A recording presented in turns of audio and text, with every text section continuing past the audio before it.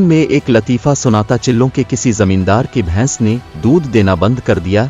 जमींदार बड़ा परेशान हुआ, इसे डॉक्टर के पास लेकर गया। डॉक्टर ने टीके लगाए लेकिन कोई फर्क ना पड़ा।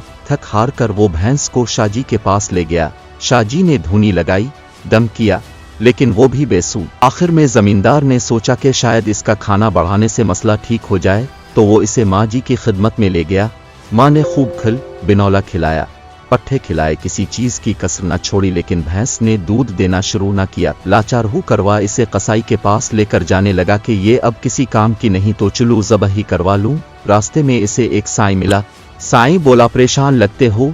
जमींदार ने अपनी परेशानी बयान की। साईं ने कहा, तुम कटा कहाँ बांधते हो? जमींदार बोला, भैंस की खुरली के पास। साईं ने पूछा, कटे की रस्सी कितनी लंबी है? जमींदार बोला, काफी लंबी है।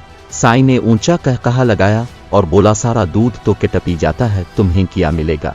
कटे को भैंस से दूर बांधो। हमारी कौमी असेंबली और सेनेट की 50 कमेटियां हैं और हर कमेटी का एक चेयरमैन है। हर चेयरमैन के जाती दफ्तर की तैयारी पर 1994 में 2 करोड़ रुपए खर्च हुए थे। हर चेयरमैन 1,70,000 रुपए माहाना तनख्वाह लेता है। इसे ग्रेड 17 का एक सेक्रेटरी, ग्रेड 15 का एक स्टीनो, एक नायब कासिद, एक 300 सीसी की गाड़ी, 600 लीटर पेट्रोल माहाना, रहाइश के सारे अखराजात, बिल वगैरह इसके अलावा मिलते हैं। इसके अलावा इजलासों पर लगने वाले पैसे, दूसरे शहरों में आने जाने के लिए फरी जहाज के टिकट। एक अंदाजे के मुताबिक ये कमेटियां अब तक खरबों रुपए का दूध पी चुकी हैं। अगर उन कटों की रस्सी को कम न किया गया तो ये इजलास इसी तरह जारी रहेंगे और ये कटे ऐसे ही खरबों रुपए का दूध पीते रहेंगे। क्या किफ़ायत शायरी सिर्फ अवाम के लिए है? दूसरी जानिब आज में पाकिस्तानी सियासतदानों और बैरोक्रेट्स हजरात और अफसरान और उनके रहन सहन के हवाले से तमाम हकायक कौम के सामने रखता हूँ। गवर्नर हाउस सिंध 32 एकड़, गवर्नर हाउस पंजाब 700 कुनल, गवर्नर हाउस बलूचिस्तान 22 एकड़ और governor house Khyber Pakhtunkhwa 1.25 kilometre रकबे पर मुहित है। गवर्नर हाउस मरी भी 875 एकड़ पर मुश्तमिल है। इसी तरह तमाम चीफ मिनिस्टर हाउसेज भी बहुत बड़े रकबे पर मुहित हैं। ऐवान सदर इस्लामाबाद भी सैकड़ों कनालाम पर मुहित है, जिसमें हजारों की तादाद में मुलाजमीन रखे गए और उन पर करोड़ों रुपए के माहाना अखराजात हो रहे हैं। इसके अलावा कमिश्नर सरगोधा की रहाइशगाह 104 कनाल पर मुहित है। ये पाकिस्तान में किसी सरकारी मुलाजिम की सबसे बड़ी रहाइशगाह है। इसकी निगहदाश्त, मरम्मत और हिफाजत के लिए मुलाजिम है। दूसरे नंबर पर SSP साहिवाल की कोठी आती है। इसका रकबा 98 कुनल है।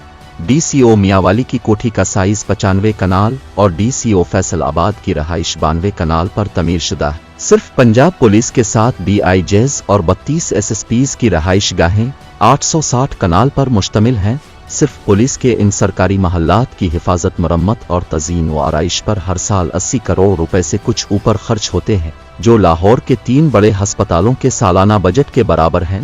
2606 कनाल पर मुश्तमिल इन रहाइश गाहों की निगहदाश्त के लिए 30,000 डायरेक्ट और इनडायरेक्ट मुलाजमीन हैं। सिर्फ उनके खानों पर 18 से 20 करोड़ रुपए सालाना खर्च होते हैं।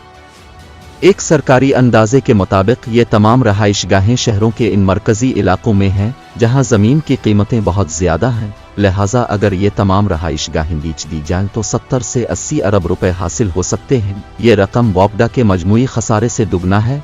गोया अगर ये रहाइशें बीच कर रकम वॉपडा को दे दी जाए तो वॉपडा को 4 साल तक बिजली की कीमत बढ़ाने की ज़रूरत नहीं होगी।